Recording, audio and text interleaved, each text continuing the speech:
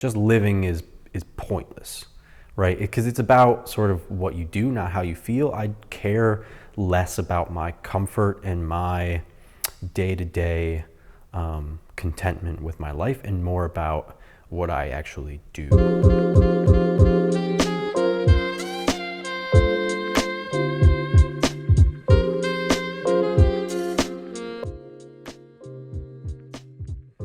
My name is James Grilley. I'm a senior at Eastern Connecticut State University, and I'm an English major and film minor.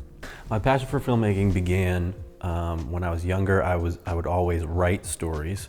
I thought I wanted to be a novelist, but novelists don't have complete control. I want to control the type of music that you hear when you experience a story and the images. So I started shooting music videos for my friends in high school, and that's when I fell in love with filmmaking.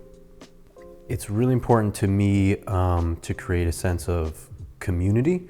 The largest short film I've done so far, I sort of isolated my cast and crew down in Burr for the 2 weeks that we were shooting, and we really got to build a sort of camaraderie where in between takes, people weren't running away. They were kind of staying together and communicating with one another, tried to keep them off their phones as much as possible. Yeah, and I think it's just, for me, it's about communication. You know, I try and even if we finish a take and I have something very particular that I need to say to one actress, I will try and communicate with all the members, at least briefly, so that they know that, you know, my attention is on them, that they are important to, you know, every aspect of what we're doing, you know. Honestly, my biggest fear is just living without ever having contributed something that is meaningful to somebody.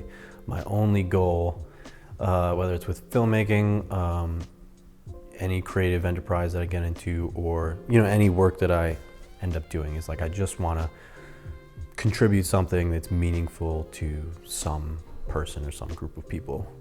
As long as it communicates something meaningful, you know, it's hard to be entirely original, but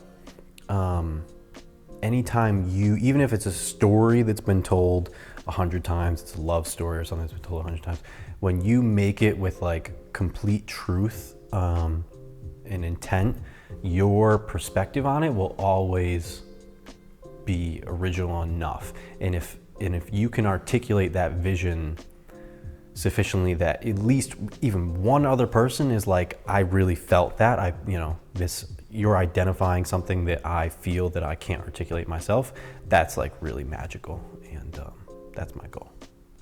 I like failing. Failing is like, you know, every story that you tell needs drama, needs conflict.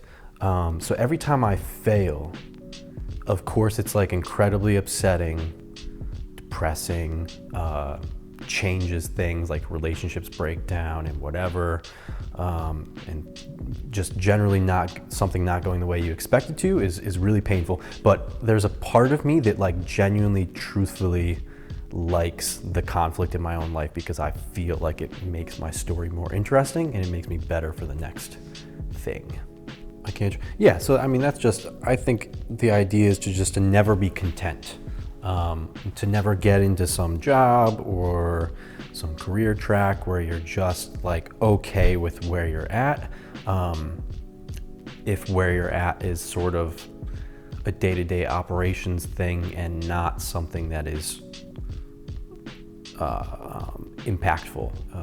So, you know, I am not determined to be a filmmaker and that's it. There are plenty of ways that I think you can leave a meaningful impact on the world, but I'm just never going to be content with, you know, just getting by, just living. I don't like the word dreams though, because dreamers just dream. I like doers. You just do something. All that matters is what you do, and not what you think and feel. I mean, even if you're, you know, I'm in this, you take these poetry classes, or these playwriting classes where they tell you like, you really gotta dig into your into your personal history, into your whatever, see how you feel, see how it's true. That's great. But what's more important than that is what you do with it.